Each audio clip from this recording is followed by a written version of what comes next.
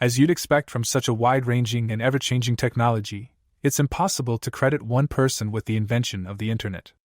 The Internet was the work of dozens of pioneering scientists, programmers, and engineers, each developing new features and technologies that eventually converged into what we know today as the information superhighway.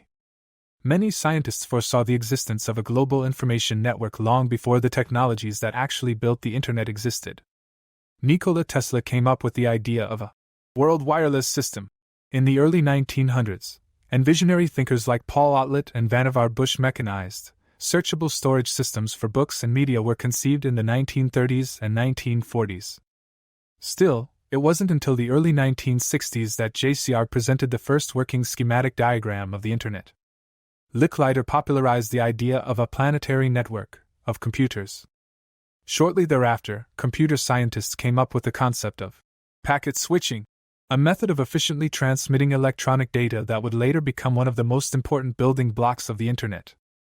The first working prototype of the Internet appeared in the late 1960s with the creation of ARPANET, or the Advanced Research Projects Agency Network. Originally funded by the U.S. Department of Defense, ARPANET used packet switching to allow multiple computers to communicate on a single network. On October 29, 1969, the ARPANET delivered its first message, a node-to-node communication from one computer to another. The first computer was located in a research lab at UCLA and the second was at Stanford. Each was the size of a small house. The message, login, was short and simple, but it crashed the fledgling ARPA network nonetheless. The Stanford computer only received the first two letters of the note.